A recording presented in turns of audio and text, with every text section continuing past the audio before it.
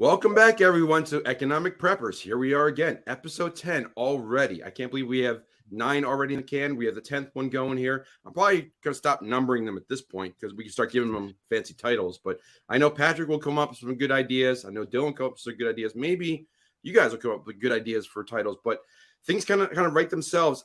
We always get to the end of a show like, man, that was a lot of information. How are we going to get enough for next week? But then we get to this point and we're like, man, we got to trim it down so it's only an hour. So, Patrick, what's your thoughts on all the stuff we got to share this week? Oh my gosh, so much stuff. I don't even know where to start, but I'm really glad that we have a place to start. What I can say is the snow outside is very weird. I'm very much starting to believe in global warming less and less every year.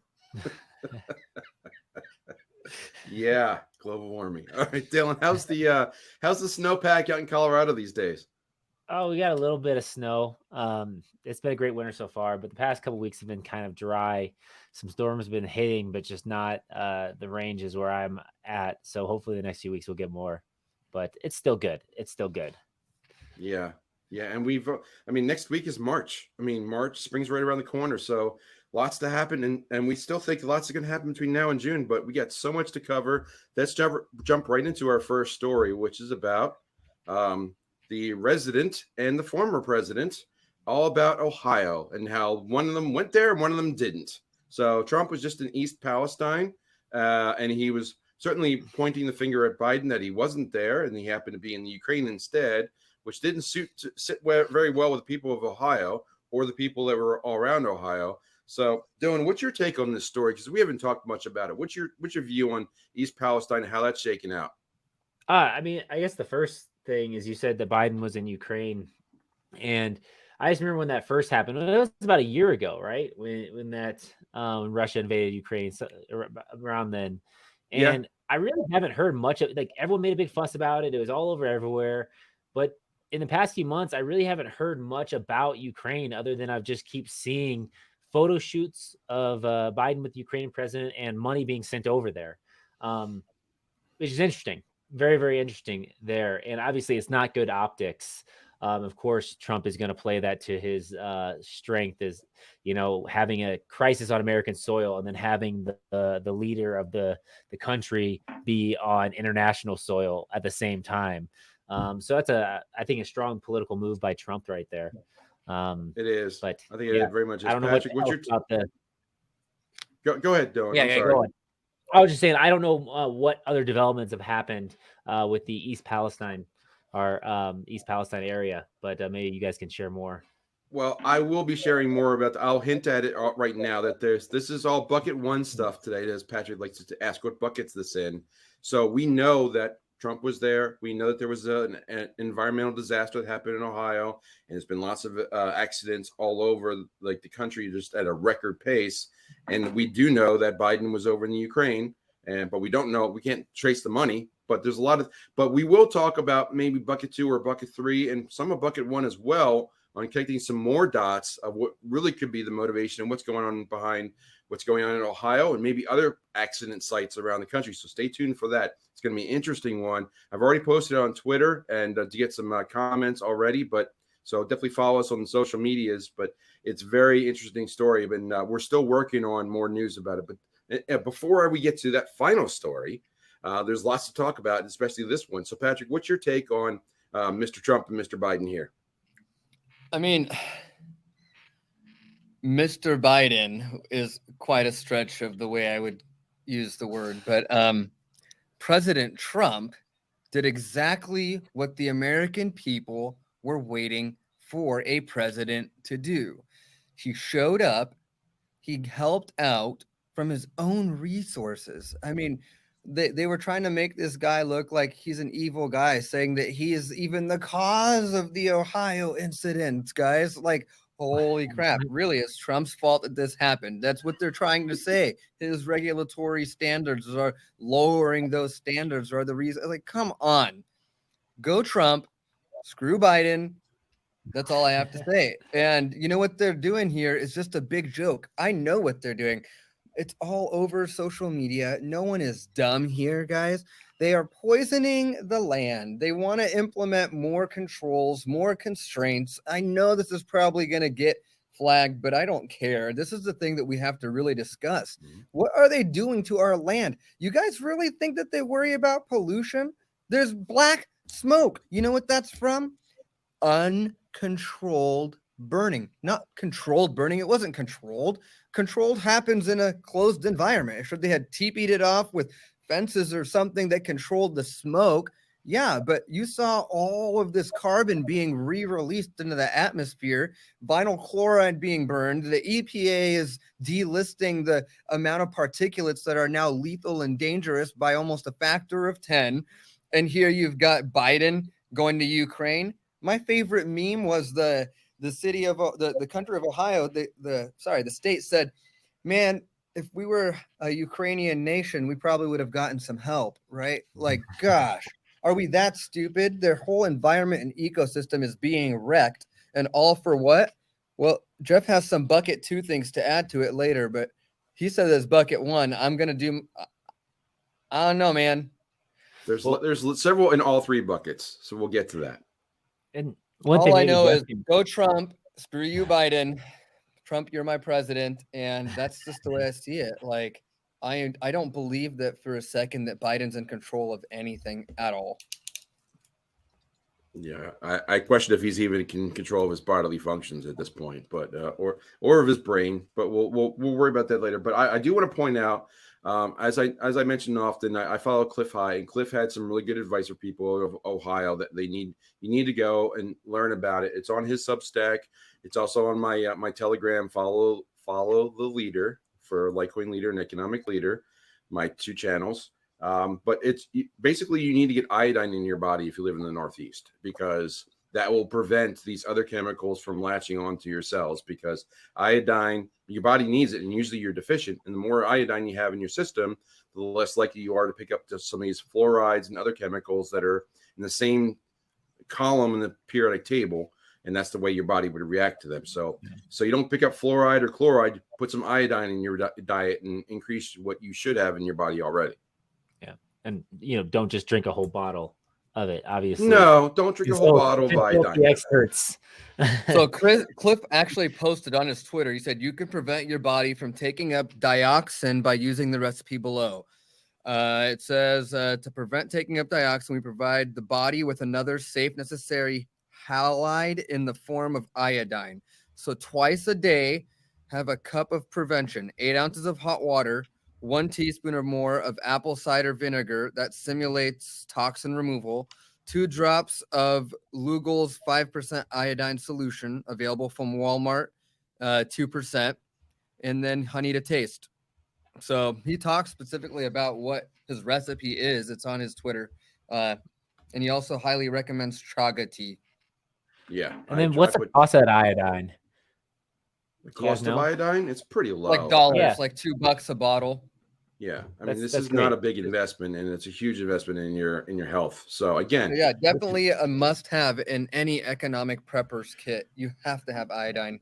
yeah, it's more Yeah. prepper than economic, but we cover them both. And as Patrick and Dylan and I talk about, like, this brand is like it's a nice umbrella, because everything we do is preparing in some way, shape, or form. It could be economic, could be financial, could be about monetary issues, could be about our health issues, could be about preparing for whatever could come down the road. And it's clear that bucket 3 is getting pretty full, and we don't know what's going to spill over to bucket 2 at any given time.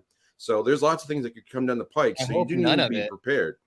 We'll see. I mean, but you need to be. There are things that you need to be prepared in general, just for the stuff in bucket 1, and then a little bucket 2, and so on. But cover your bases, and then don't go crazy. But a little iodine and having it in your med kit and having it in your diet, not a bad thing, especially in the Northeast, because that's the way the prevailing winds blow. So And don't forget to watch all the popular movies. I rewatched Zombieland after we shared about white noise. I am very familiar with the double tap rule. I hope you guys all are too. So as we there's no segue from Zombieland. I think Zombieland double tap. I'm definitely down with. I mean, that, I can but get you right back to Joe Biden if you'd like from Zombieland. I can show you the easy route back. there is a new drug on the market right now that I did read about in Philadelphia called Trank. That's I think it's Xylitran or something. I'm not sure exactly how it is, but it has some zombie-like effects. you could make an argument with all the zombie movies and media are shows that have been the last 20 years. Predictive programming. Wait, back up. What the hell is zombie-like effects? Decaying and dying skin. What about biting human flesh? Well, I didn't go there. We didn't go there. So, okay, good. Keep on going. Go ahead. All right. So we'll table that one for now. We'll turn the page more to the economic news, which will be a little bit more into Patrick's wheelhouse. So, Patrick, you happened to share a video, and we were going to have a guest today. Unfortunately, Chris messed up his schedule. He needs an assistant or something, but he got the days mixed up, and he's on a plane, so he's going to reschedule for next week, and we'll make the schedules work. But because Chris but that doesn't bother me because I was ready to talk about him anyways. I saw this video. We got to show it because you guys know I've talked a lot about Jack, nobody special, but man, that melonhead couldn't be further from the truth. He is really somebody special, and I love getting to see this video, both of Chris and Jack together. I thought this was one of the best videos I've seen in a while that really opened up my eyes. So I wanted to share a little bit of what Jack is bringing to the table for, the whole Ninja Nation community. Like, a lot of us listen to Jack and find value in him. So I wanted to share Jack, Nobody Special Finance. Please go like, follow, share, and subscribe to Jack. And of course, Chris, who we'll probably have on next week, I'm hoping. But definitely, I just wanted to share this clip and also get your guys' opinion. See if you guys had any red lights going off when he talks about this clip here from Japan. So Jack made a video the other day, maybe it was a day ago, about Japan and what's going on. I'd like to read a few things I highlighted, and we're going to focus in on them selling bonds. I'm pretty sure that's where Jack's going to really show up in here. But Japan's defense spending is going 2% of gross domestic product by 2027. Now, I read earlier that Japan unveiled on Friday a record 114 trillion yen is what they're going to, bolster up to. But that's only 863 billion. Now, how is this a big deal? I mean, how is, there's a lot of things going on right now. Biden's in Ukraine when he ought to be in Ohio. You got Little Rocket Man and his fireworks stand over there, shooting rockets up in the air. It's all he ever wants to do is play with rockets and flex his little flabby arms. And China's threatening the Philippines. It looks like we're about to go to war. It really does. This is kind of the pinnacle in my life where I've noticed, hey, this is very, very likely. And I want to get your take on the Japan side of things. Yeah. So first of all, unless nobody told me, World War III hasn't started yet, right? I mean, I don't want to get ahead of myself, but hey, peace could break out at any moment. Yeah. But since we appear to be on autopilot heading towards World War III, and nobody is stopping to say, hey, maybe this isn't such a good idea, everybody. Japan, who has been since World War II a very pacifist country, they've had one too many North Korean missile tests sail right over their heads. The last one flew right over mainland Japan. So Japan has announced recently they are going to double their military spending. I think it was by 2027 was when they were planning to double it. So that would put their spending somewhere around 2% of GDP. Now, Japan already operates at huge deficits. Go ahead, you were going to ask something? No, it's like they were at 1%, right? They were at 1%. Now they're going to 2%. That doesn't seem like that big of a deal. It is when you're Japan, though. See, there's this thing. Nobody in the world is willing to lend money to Japan. And that's not a problem that was created overnight. Japan has been engaged in quantitative easing. Japan actually invented quantitative easing. Fun fact. I don't know if they invented it. Printing money to solve your problems is nothing new. But modern QE was basically invented by the Bank of Japan. They have been printing money and buying bonds, i.e. their central bank makes yen and buys bonds from the Japanese government since March of 2001. So that's kind of where I was hoping to share with you guys. I just wanted you guys to see, here are the things that I'm looking at. What do you guys have to say about that? Because when you actually connect the dots, so one of the things that maybe a lot of you guys don't know, and I'll share this, is Japan actually is one of the largest holders of United States treasuries. So they are holding a ton of US money. And I think it was something like $1.3 trillion worth as of last year. Now they're holding about $1 trillion worth. That's right. They dumped like $300 billion of US notes. So, Jeff, does this make sense to you? Like, are you clicking the way I was clicking? Because this is kind of a big deal in my world, because the dollars, where do they end up going? Right? Well, They're going to get US dollars, and then they want to spend it for what? And they're going to sell those US dollars for a discount. This is why I study like I pay attention to guys like Jack and other people that bring about viewpoints outside the US, because we're in a world economy. We have a world economy of a dollar, and we've proliferated the dollar all over the globe. So one of the ways that the government, or the US government, pays for stuff and keeps spending more is by creating these treasury bills. And someone's got to buy them, though. So Japan had been buying a bunch of them, and they were, as you said, one of the largest holders, and they're getting a couple percent a year because they keep their interest rates really, really low, close to zero. So they're happy to turn their 0% money into 2% by buying treasury bonds. But if they start selling them, you're going to get to kind of what England did a couple months ago, where they're just going to, the U.S. has to keep up the dollar, they have to prop it up. So they're going to be the buyer of last resort for these treasury bills, which means they're going to have to spend dollars to Japan to buy these back, and then Japan's going to turn those dollars that they sell those treasury bills and into gold, silver, crypto, some kind of asset that they want that's valuable to them, and all those dollars will come back to the United States. And that's how hyperinflation happens. When all these dollars come back to the United States, imagine all the dollars that are scattered around the globe and all the debts that are owed in dollars all come back to the U.S. Now there's a huge influx of a ton more currency, and we haven't changed the amount of goods that are for sale. So prices will have to go up. That's how hyperinflation happens. That's what happened in the Weimar Republic.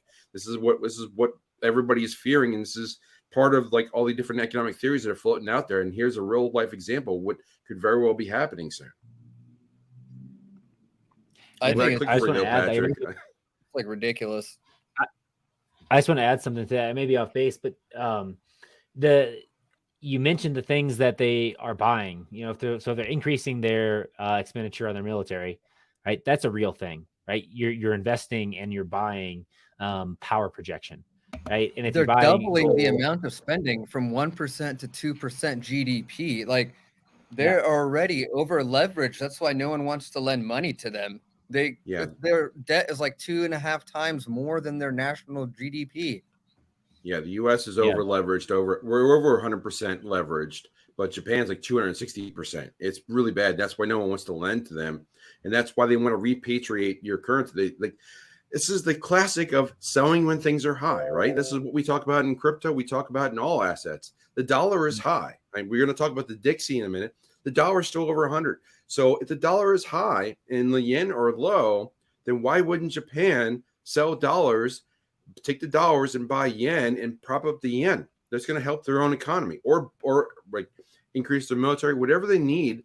You sell an asset when it's high so that you can take those profits and put into causes that are positive for that country. It's a nationalistic effort, and that's what's happening all over the globe. Everyone cares about their own country more than we seem to do the last couple of years. Yeah, but I really appreciate you bringing that to highlight, and that's why we follow guys like Jack and Chris and those guys that talk together. And I want to point out that Nobody Special Finance, that video we just shared is on Chris's channel on Financial Preppers, because Jack has been banned again on YouTube because he talks about stuff that most of us are trying to push the envelope and get out there, because you need to know this kind of stuff. That's why we're not just on YouTube. We're on Rumble. We're on BitChute. I can get them. I got the last one uploaded. They are on YouTube now. Nobody Special's on YouTube. Yeah, but he's got a strike for what he did recently, and that's what they're trying to flag. They definitely don't like him. And I know I've heard him say on many occasions that he's not welcome in China, nor would he ever try to go to China. So, the reality, though, is being a truth teller kind of comes at a cost sometimes. But these are the guys that aren't afraid to, say the truth, even if it comes at a cost. And I don't think that we should shy away from that either. Yeah, and that's why we got to get these videos out there, and that's why I always say, it's a little bit deeper in the show than I normally like to say it. We're trying to get better at this, but like this video, share, subscribe to the channel, hit the notification button, not just here, but also on Rumble and BitChute. So at least you know that we came out with a new show and it's available, but we're launching them every Friday. That's our normal schedule now. And so on the weekend, you can just click this on and catch up on the news and see what's going on and get our takes on it. And hopefully you check out a new guest that we have from time to time. But we really appreciate you liking and subscribing and also sharing them on like Facebook or other groups that you're in and say, hey, this is a pretty interesting take. You might want to watch this, and just point out, like, some people don't want to watch a whole hour. Just point out, like, here's 5 minutes. You should watch these 5 minutes, that kind of thing. So that really helps the channel. And congratulations to Litecoin Leo. I tweeted it out earlier today. He did get back to me, and you're going to have a piece of silver on your way. So thanks again. Appreciate you helping us out and growing the channel. Excellent. Plenty more of those to come, by the way, especially next week. I think we'll be doing some more. Well, speaking of doing more, we do have another story here about another international story. Let's see. There we go. Had to add it back. So this is I subscribe to a whole bunch of newsletters. This is another one from Milk Road, Hong Kong. Right. I actually made a video on my other channel, on one of my other channels, on Litecoin Leader. We talked about Hong Kong, and I think that video's out, but we'll see. But basically, Hong Kong has just launched a let's see.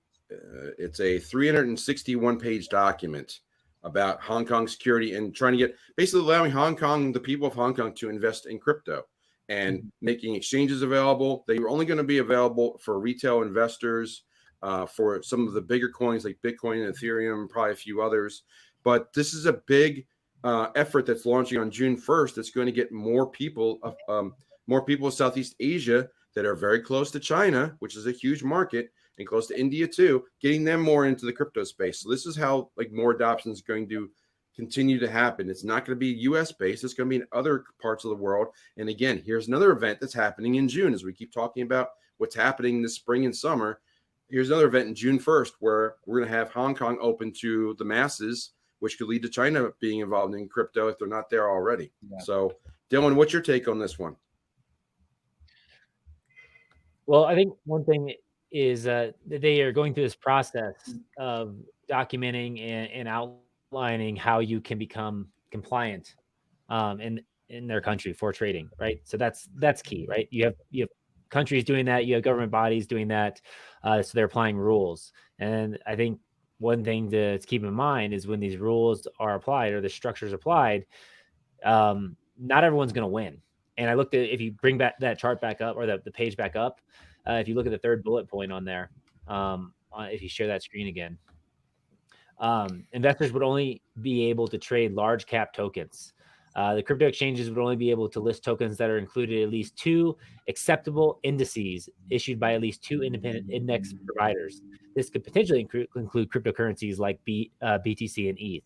So I think just right there, that's also gives me, just questions things, right? Is who decides what the indices are? Who decides what the large caps are? Who decides who's allowed to participate or not? And the red flags are going off in my mind is like that just opens the door for people to be paid off, people to be manipulated to allow more access to their tokens. So it's just something to think about, but it is progress to see this coming together. Yeah, I think it is a step in the right direction, but not all steps are equal. Patrick, what's your take on that access to Hong Kong and other areas? I think it's a big deal. Especially in China, a lot of the economy and the investment in the economy is in housing in the economy. So now you're giving investors a lot more places for money to come back. And it's similar to what we're seeing to Japan, right? Japan is saying, hey, we're going to sell US treasuries, bring back Japanese dollars back home. They want to prop up the yen. So now what we're seeing is the other side of it, which is China saying, we're okay with you spending money on crypto. That to me is quite a huge flip in the narrative from what we've heard from China and that whole region on Bitcoin. So now they're saying you're allowed to do it. This is probably going to be a terrible shock to their housing market because people will stop investing in homes there and they're going to start investing in crypto. Yeah, I think it's an interesting gateway that, as Dylan was pointing out, those indices, that the devil's always in the details, right? So again, who's going to make those indices? Are the governments going to launch a Bitcoin and Ethereum tracking fund, an ETF? Are they going to get into it first before June 1st? Again, that could tell you in effect who gets the money first. So lots of different things can play out and see how this plays out. But it's interesting to see that there's a step in the right direction, but every step, not all steps are equal. We'll have to see how it plays out in the marketplace. But we are seeing, as we mentioned earlier, is that the DXY is up. I'll share that right now. And then we can start talking about other market indicators. We got the Dixie that's up for the year. It's still flying over 100. It's not quite as high as it was. It should be. Why is it one day again? Here's a 6 month, which is basically more than a year to date. You can see it was well over 110 back in September, October. So we've had it come down, and we're starting to change a bit of a reversal last week or so. But if you look at the big picture, like the historical picture, you can see we're historically pretty high. Like we haven't been this high in general since 2001, 2002 kind of time frame. So dollar is strong, makes totally sense that people are selling these things for other assets. But there are other, like turning it back to crypto. Patrick, I know we talk a little bit about the mining indices. I don't know if you want to point anything about that, but we have seen early signs of capitulation, right? We like there's this story that I covered again on Litecoin Leader for another video I did earlier this week about miners rebranding and diversifying to try and stay afloat during crypto winter. Love to hear your thoughts on this in that video that I shared, and what you think about general Bitcoin and crypto climate right now as we're trying to wait until winter finally turns the corner to spring. So yeah, this is typical. This is some of the capitulation that we started talking about. This one doesn't frighten me nearly as much because the miners are still running, the hash rate's still increasing, but the miners themselves are changing hand, because what happens is miners will try to delay putting off the cost of power as much as possible. So if you can extend your credit and not pay, and you're hoping on the inverse side of it that Bitcoin will go on a run up, allowing you to have a whole lot more money to spend on your electricity. What happens when you see these long downturn trends, these bearish patterns, is they just can't out-survive them. So even though the price hasn't taken a huge dip as you would suspect it to take to see capitulation, people just can't survive this level of Bitcoin production with the current hash rate continuing to go up. Because what you don't realize is, even though the rewards haven't been cut in half yet, as miners come into the network, it increases the hash rate. As the hash rate increases every 2 weeks, it reduces the luck factor is what we call it, because the difficulty increases. So every month you're getting a smaller piece of the pie regardless. And you start seeing this happen right as we go up. So what you're seeing now is bigger companies getting bought out or buying up these smaller mining facilities who can't stay afloat, or you have huge companies like BlackRock saving Core Scientific, who is the largest mining operator in the US. But these are the kind of actions you start to see is they're having trouble surviving, and big money is here ready to save them because they see the value long term. But the small miners are coming out. Yeah, it's interesting. It'd be interesting to connect the dots, kind of like what Dylan's pointing out, and I'll turn it over to him in a moment. But these miners trying to figure things out, and with Japan talking about indices, and you mentioned BlackRock could easily be involved in what's going on in Hong Kong and being a player in those indices, and this is buying them time to that May-June timeframe. But Dylan, what's your take on things? On just the mining in particular, I always like when Patrick shares his insights and breaks that down, because it can be very complicated for our listeners to that. But I think there's one thing that you talked about is the new miners coming on board, right? That hasn't happened yet from what you've seen, or has it started to happen with these new, more advanced, more powerful miners, Patrick? We've seen the release of the new AMP miner, but it really doesn't add too much more efficiency to the network. So I don't really see anyone running to that miner right now, especially because of the cost. It's not much more power efficient yet. So no, typically the way that we see it happen is China will start testing them out first, because even though it was banned in China, Bitmain, their factory over there, is testing these devices. And when you get them, they've already got hours on them by the time you've used them, which is why you see the hash rate spike before we even start seeing the miners hit the market. Yeah, that's that testing being reflected by the network for Bitcoin. You could see quality. It's quality assurance testing is what they call it.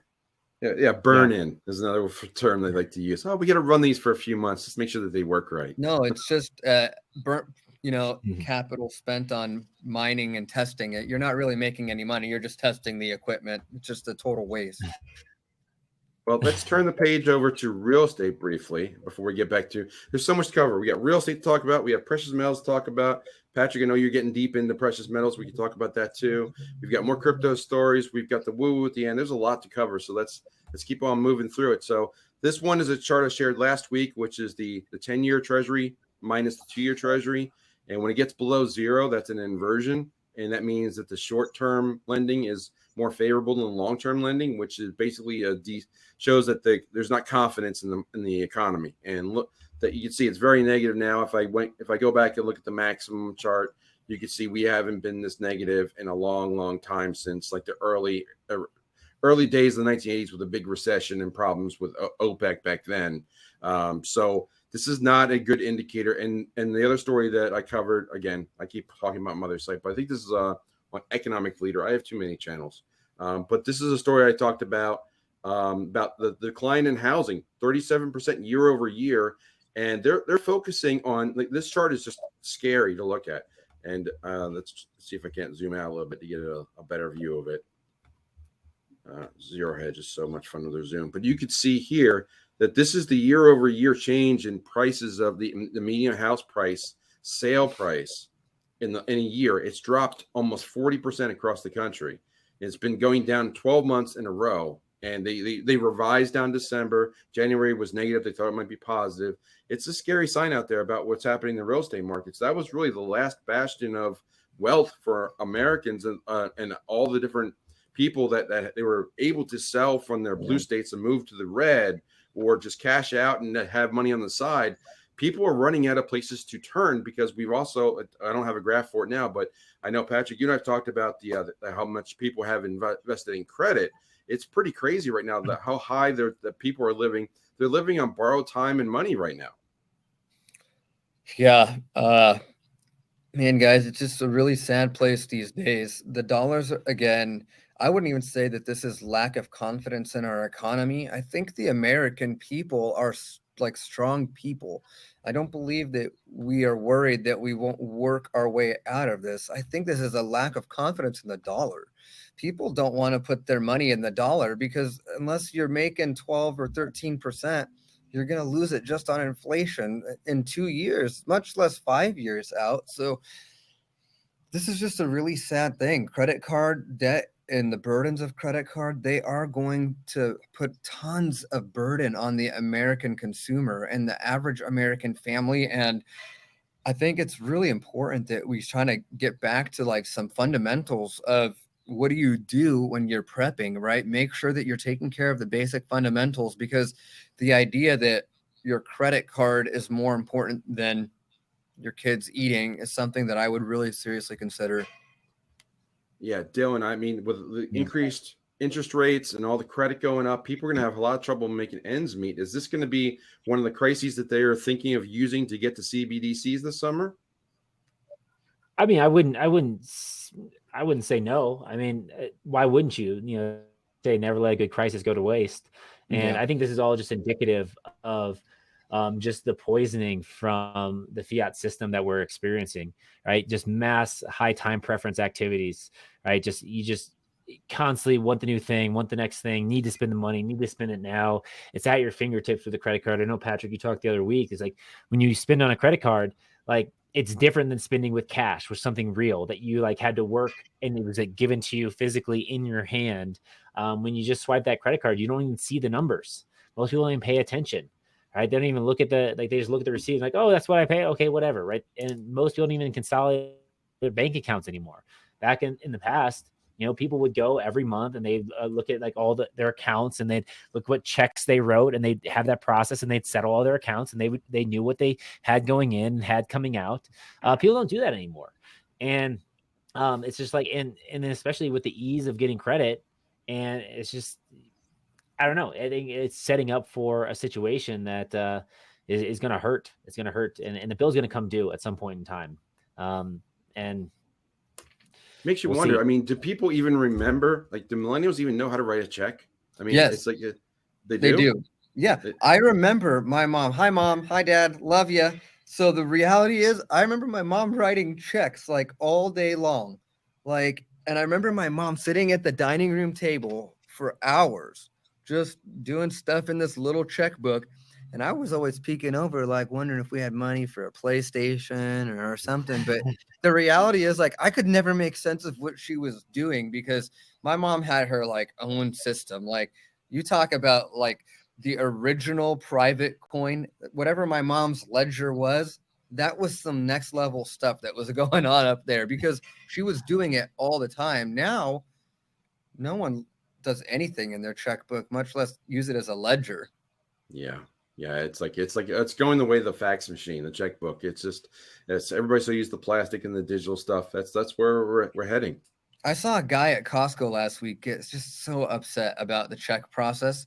He was like so mad that the check process was so slow, and the lady was so kind to him, like just saying, "Sir, we don't really get many of these days, like," and just pretty funny. But no, we're not going that way anymore. But I think it's important to think about what we do if those systems do collapse.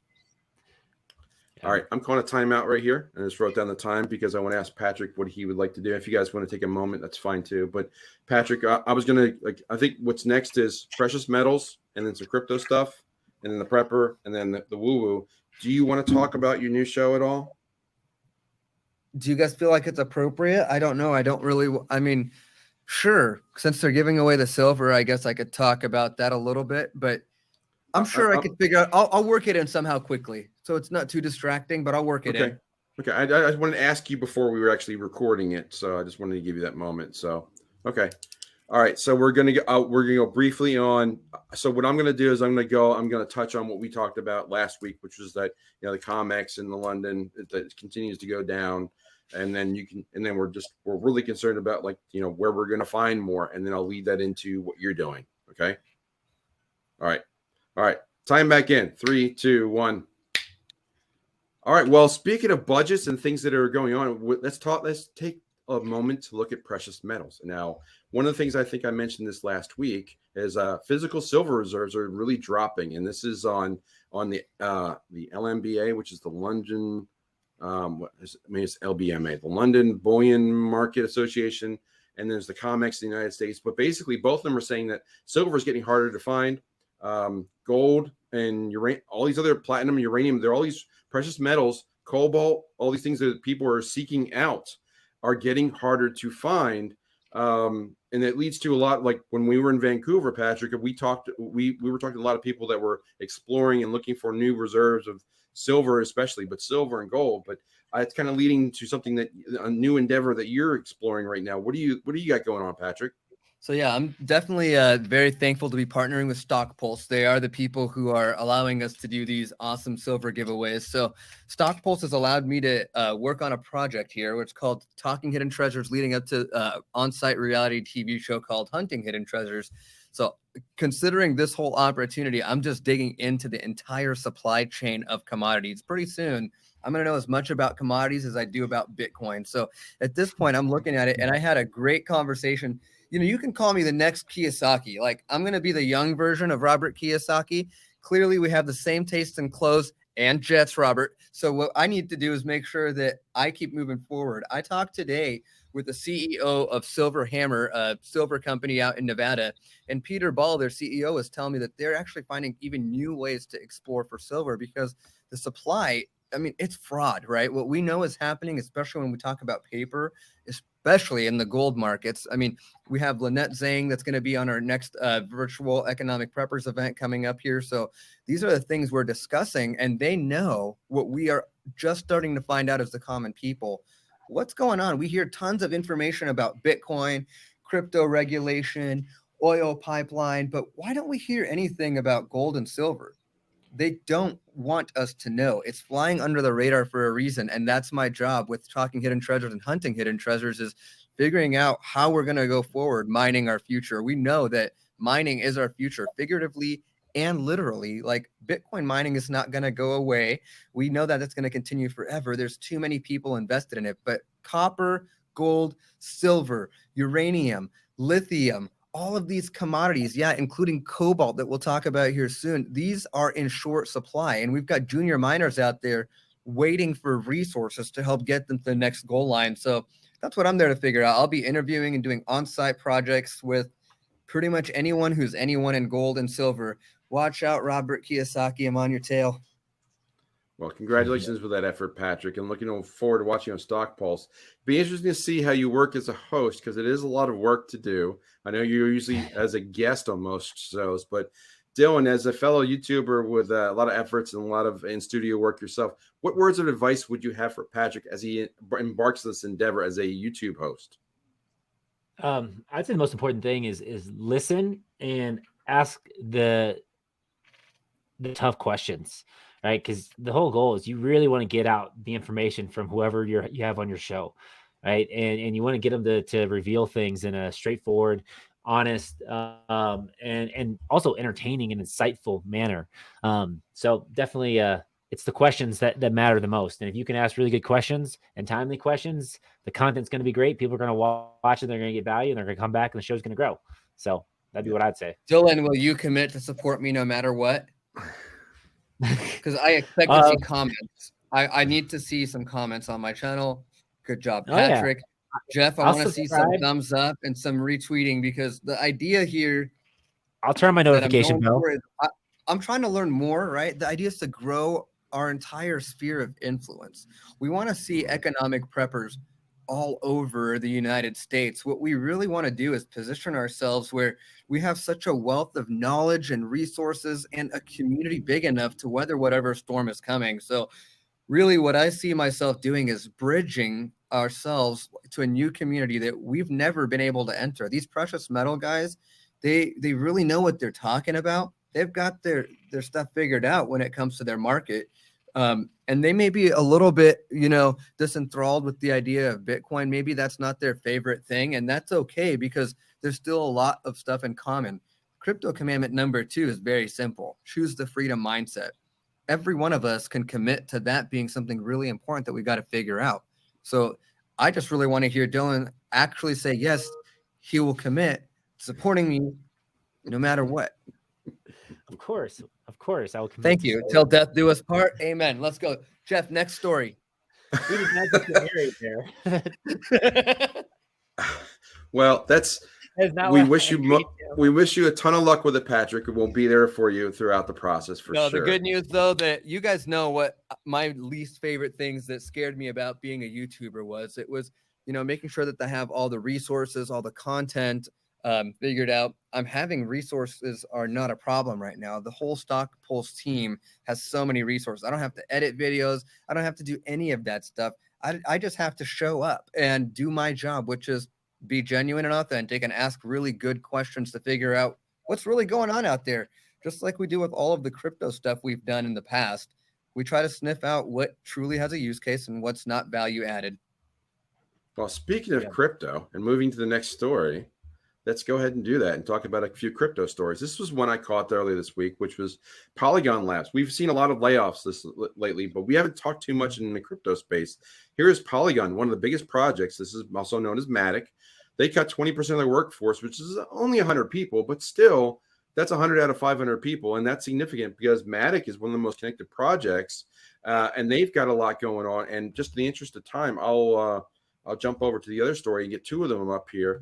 There's also lots to talk about hacks and security issues, and this is in Norway. There was $6 million recovered in crypto from Axie Infinity. So I know that we got two things to cover with, and Dylan, you posted this story. I'll throw three up there so we can all talk about crypto at once. Coinbase is building their own layer 2 network with Ethereum called Base. So Dylan, 3 stories to pick from. Pick your poison, talk about all 3, whatever you like. Oh man, there's so much to this. When I heard, we can go one at a time. We can slow down. No, it's just, man, since we're talking about crypto, this is a rabbit hole. It just reminds me of the stuff with FTX, right? And with just a mass amount of money coming into these projects, to these groups. These are centralized groups of people, by the way, operating crypto networks. But they like to say they're decentralized in name only. But a lot of these are very, very centralized. They have centralized teams. They have centralized investors that are controlling, they're directing where they're going.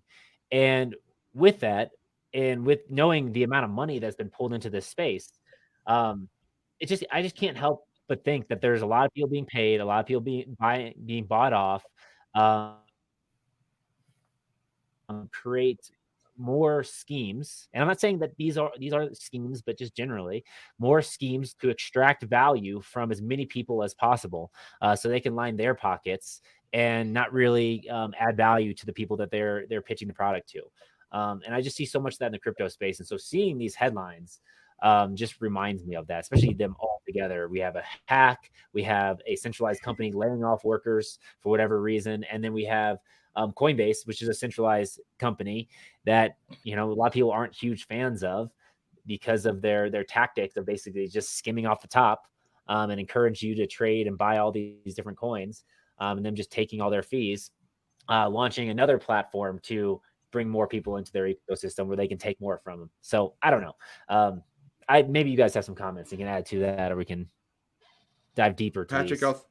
I'll throw it over to you, Patrick. What are your thoughts on, and pick one, pick three, pick them all, whatever you like.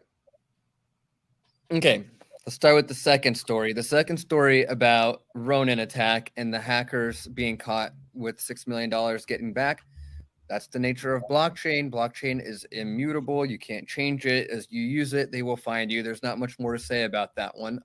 Congratulations to the Norwegian authorities for doing their job. Finally, someone's doing their job, because if you understand blockchain, not a problem to figure this out.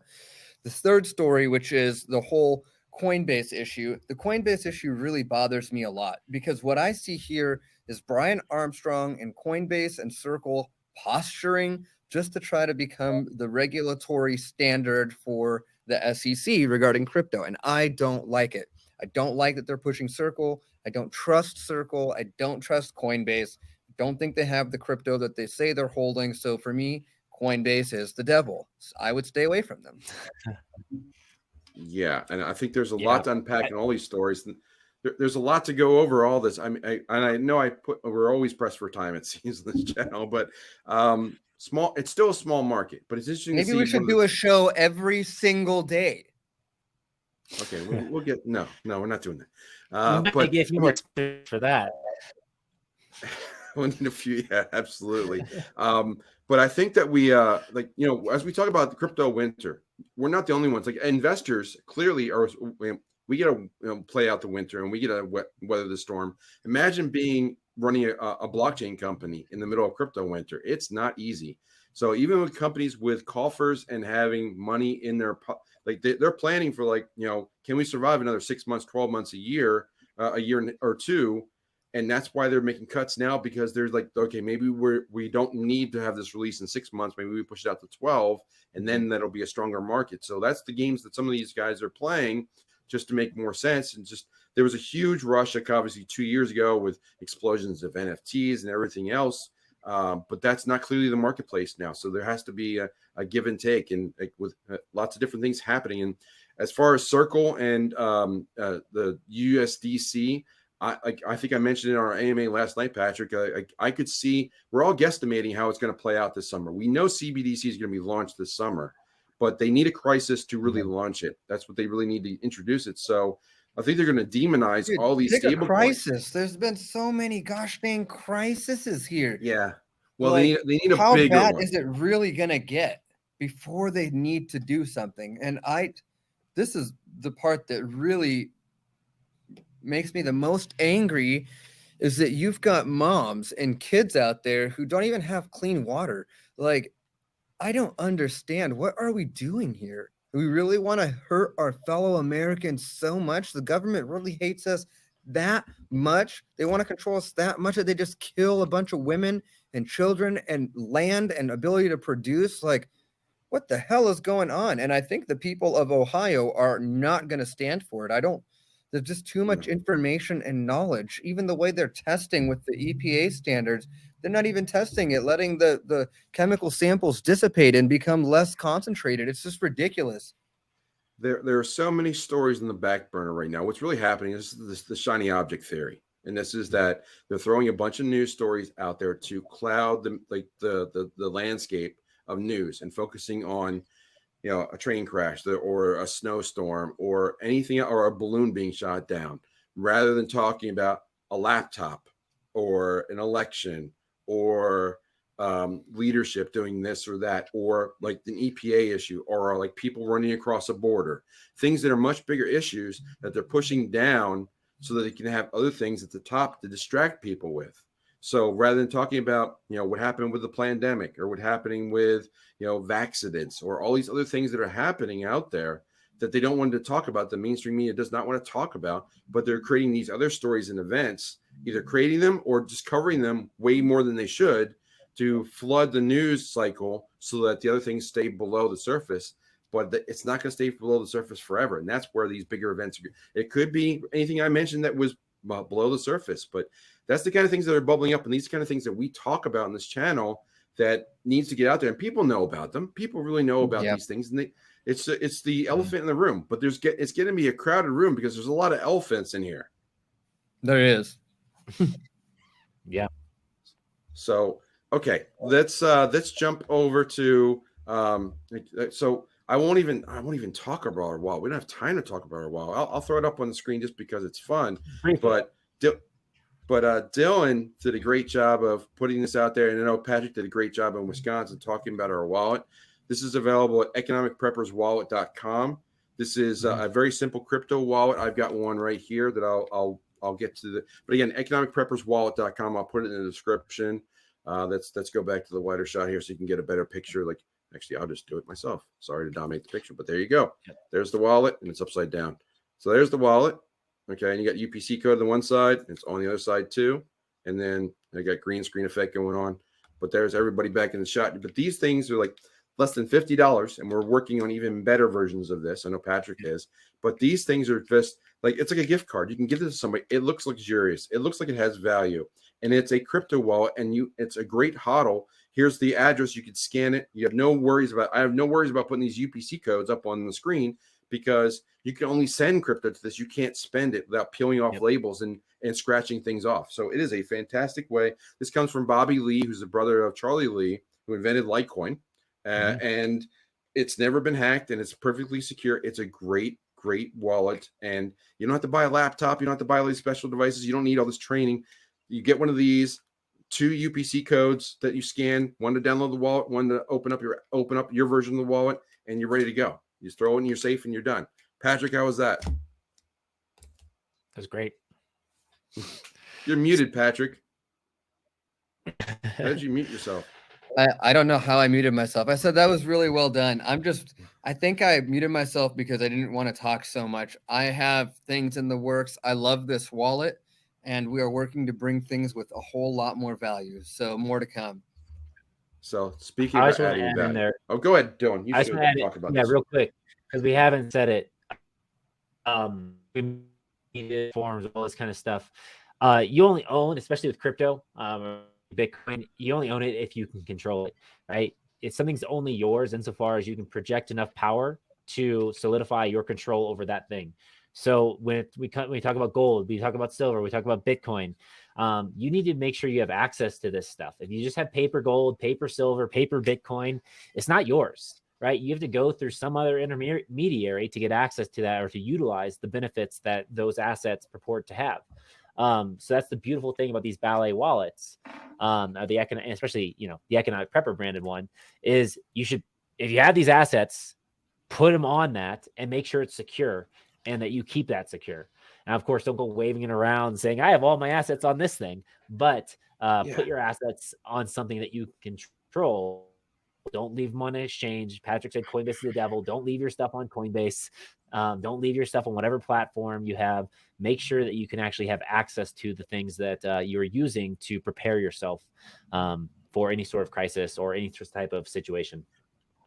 Yeah, I can end it with this really great story. I had a friend who called me, client actually, and said, hey, someone just got onto my phone. It looks like they were hacking it. It looks like they had access to my Ballet wallet. And I just asked him a quick question. Have you ever peeled off the QR code or scratched it off? He said, no. I said, then there's nothing to worry about. Not even you could spend it. It was a very simple 1-minute discussion. No, I've never peeled it off. Then there's no way they could do anything. At the very best, they'll be jealous of you.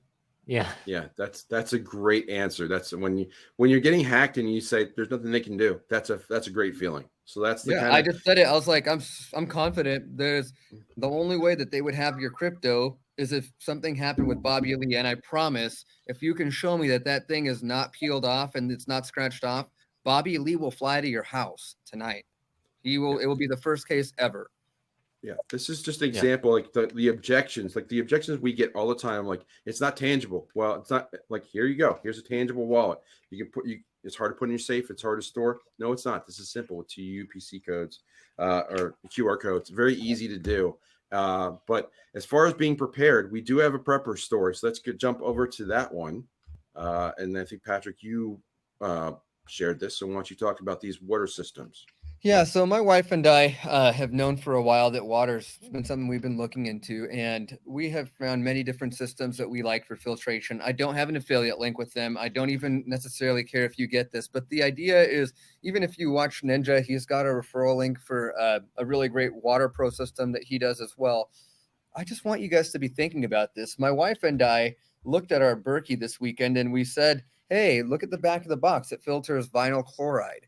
So these are the types of things as a prepper. If you guys can look into getting a gravity water filter, it's very good on the go, light to transport. You don't need to even keep water in it. You can come over to a lake, filter some water out overnight, and it will filter almost 4.5 gallons pretty quickly. So it's just something that I want. Jeff, bring that right back up. I just want people to see what this is, because I want you guys to see. It's just you can cover your mouse over too if you want, but the top canisters where you pour the water in, the filters go right in the middle, and the water dispenses to the bottom. So you don't even need anything there to be able to take water. All you have to do is connect it to a gutter source if you wanted to and get water from your gutter, and you've got filtered water at home. So you don't need to worry about storing water as much as you need to be able to filter water that's accessible to you.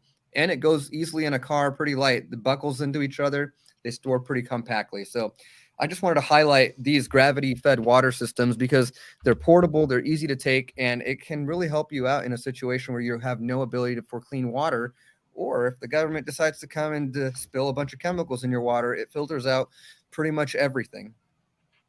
Yeah, I want to talk on this real quick because I found this out, and I know, like, my dad has been telling me, "Hey, don't drink the water out of the tap." I'm like, I've been doing this since I was a kid. I drink out of the garden hose. Perhaps you did as well. But I heard people talking about how, especially in large cities, how the water filtration system and ultimately the water that ends up coming out of the tap, it doesn't filter out hormones.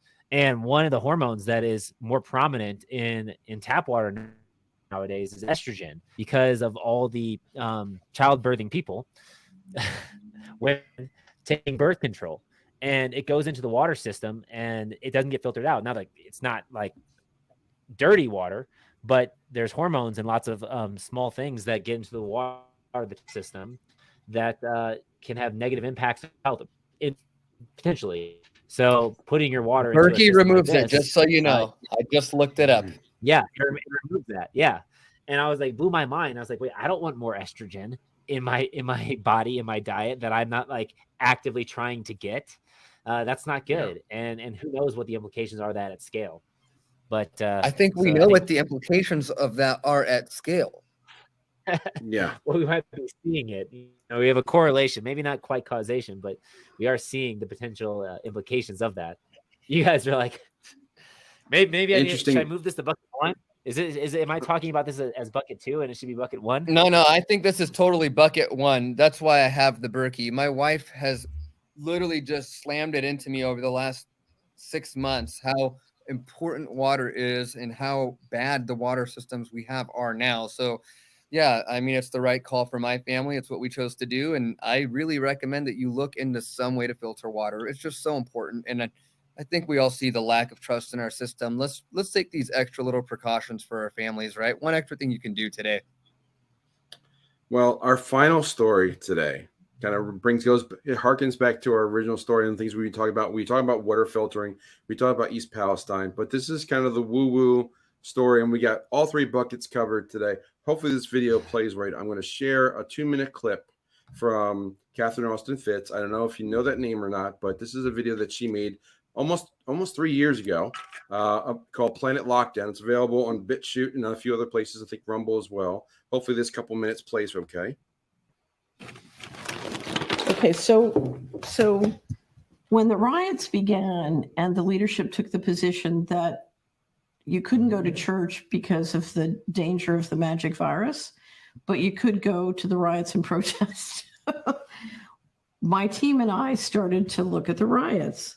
And so we made, if you come into Solari, there's a database called COVID-19, and I think it's COVID-19 riots and Fed. So the first thing we did is we looked at the state and we looked at the cities and whether the governor was Democrat or Republican, and then what the COVID cases and deaths were. And then we said, okay, we're going to check a box called riots, where riots have been. So we started to look at the patterns of the riots vis-a-vis the political machine control and sort of the COVID magic virus op. And there was something wrong when I was looking at the data, and I could feel, I'm a very intuitive person. I was saying, there's something here. So I said to the wonderful teammate who was building this, I said, do me a favor. I want you to put a box called the Federal Reserve. And I want you to check the box. There are 12 banks, 1 headquarters, and then the branches for a total of 37 locations. I want you to check the box wherever, in any city where we have a branch or a bank or the headquarters, I want a check. And what we discovered is 34 of the 37 bank locations had riots. And I said, well, wait a minute, that's a pattern. There's something here. Let's drill down. So we started with Minneapolis, and we said, let's take the data of all the buildings that were harmed or burnt or businesses, and we'll map it. We'll do a GIS software, and we'll map where these businesses were and how close they were to the Federal Reserve Bank. And so the first one we did, there's a street going across Minneapolis called Lake. And we mapped them. And one of the things we did when we mapped them was we drew pictures of where the opportunity zones were. Do you know what an opportunity zone is? An opportunity zone is a tax shelter mechanism created in 2018 to help the tech billionaires, as they sold their stock, avoid capital gains. So, yeah. So that is the tip of the iceberg there. First off, Catherine Austin Fitz, she used to be the Secretary of Housing and Urban Development, and she's very well connected. I think she lives over in Europe now, but comes to both areas. She's put together a lot of the information with her team, and she's seen that a lot of these things are kind of what we talked about. They're shiny objects that are distracting people from the real story. The riots were really a real estate play. So what's going on with all these accidents? Is there more going on? So I looked a little bit at these opportunity zones. So let me share my screen one more time here. Add this back. There we go. So here's a map of the opportunity zones, and you can see all of them. So what I'm starting to look at, and there's a lot of them, okay? And I'm starting to look at these, and I did look at one. I did look at Portland. I did not. I think there's some in the area of in the East Palestine area. But are these accidents? I'm like, I want to map the accidents compared to some other things and some other possibilities. And one has already popped up, which is I was looking in an totally unrelated story, which I'll get to in a moment. But I saw this tweet today, which is that cobalt was discovered in Pennsylvania near East Palestine. So that rung a bell to me because I had just looked at a story where cobalt's really important. Where did I find that? Zero Hedge, where they were talking about the minerals that go into electric vehicles and all the different things that they need to make all these electric vehicles. What is one of the predominant ones? Cobalt is one, like the fifth or sixth one. We know about the shortages with the coins, and they wanted copper and silver and nickel, and you can see that there's all these things, but these rare elements that are harder to find, these minerals, these are some of the things that Patrick's going to be exploring about. We got graphite that goes in the outer shell to make it light. We have cobalt that's huge in the batteries. that doesn't even exist in a normal car. You got manganese and copper and a few other elements that go into a normal car, but cobalt is a huge deal. And going back to that tweet one more time, cobalt is discovered in Pennsylvania in East Palestine. So this is where you go into bucket 3, which is we've got a lot of information. All that was facts, right? All that information is facts. Thank you Bucket for 3 transitioning buckets appropriately. I appreciate now we're going to that. I'm bucket sure our audience 3. does too. So bucket 3, the conspiracy theory, the what if. Like, what if this accident is a real estate play so that they can come and grab that cobalt deposit and be able for the government to buy the land on the cheap, or another company to buy the land on the cheap, pick a BlackRock or whatever, and go in and mine the cobalt and have access to the cobalt for next to nothing.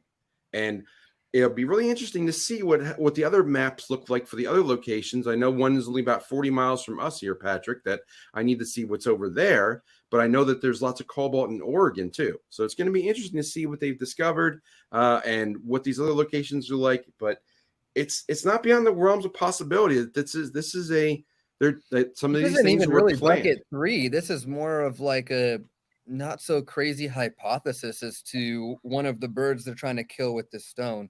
But this is real. Cobalt is needed to make these things. We need it in our economy. There's almost 10 times more raw rare earth minerals put into an electric vehicle than there is in a regular vehicle, so a gasoline vehicle. So at this point, we know that they need these resources. I just don't know how they're going to get it. And it seems like it's not above our government or below them to steal it. Yeah. I mean, have you guys seen Avatar? The movie? Patrick Yeah, loves Avatar. the new movie, absolutely. Well, I haven't seen the new one, but the old one, I mean, that was just a playbook right out of that. You know, what I don't know what they're called. The Navi? Are they what? They not Yes, the blue the people. Navi. The Navi. Well, there's multiple they're blue people colonies now. If you are actually ready to watch the next one, so But- let's not be kind of But they- racist here.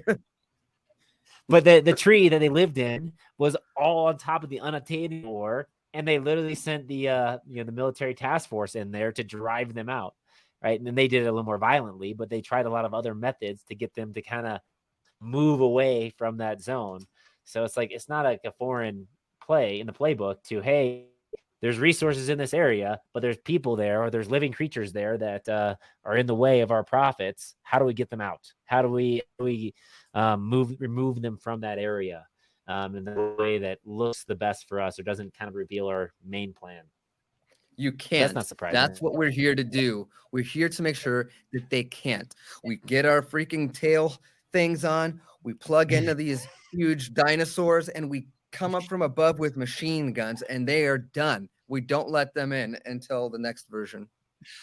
Yeah, wars have been fought over much less, but resources that are rare. And most of these other elements, the normally way that they get them are from Africa or Asia, and that's not going to be a viable path going forward. So they got to find other places to get these rare minerals.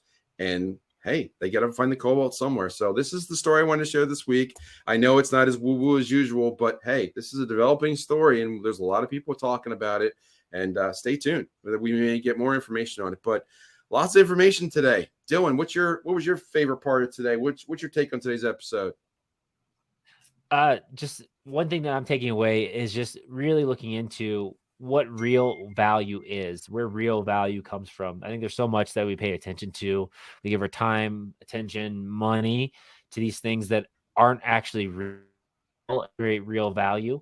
But I'm going to start looking into it and giving more of my time, money, attention, and resources to things that are real, and not just these fake made up things. And moving myself from the fake made up economy and just focus on the real economy, things that we talk about on this show. Patrick, thoughts? You know, my thought here is I just want to make sure that we're doing the best we can to meet the needs of our community. So I guess what I'd like to hear is from everyone else. Are there things that you guys are hearing about that you know it's going on out there that we're not hearing about? Please leave us messages, because these things can't be the only things that we're seeing. If between us three we can come up with this much information What are the Farmer Johns of the world seeing in their industry? What are the, sales and auto sales people seeing in their industry? What are our real estate agents seeing in their industry? Please let us know. We're looking for this too, because the idea here is not for Jeff or Dylan or I to be right. The idea here is that we can prepare better together because we're more well informed. So I guess that's my mission here to you guys, to say, please let us know what you guys need. Like, share, comment, subscribe, get on the YouTubes, tell us what you think so that we can dig into things that we may not be seeing. If you're saying, oh man, they totally missed the opportunity for something here, please let us know. That's my big one to you guys, is this can only grow as awesome as we can do it together. That's right. It's all about the community. And speaking of the community, I see a lot of people, like, there's so much that it can be overwhelming. And we try to boil it down for you guys to what we see as the top stories. But we love hearing from you guys, and you can share a thought, get a thought from us, say, comment on this story. That would help us out as well. But I just wanted to leave you guys with a couple parting thoughts. First off, don't worry about what you can't control. Focus on what you can. That's the way you can be prepared, so you're not scared. So focus on that, and we'll see you next time. Take care.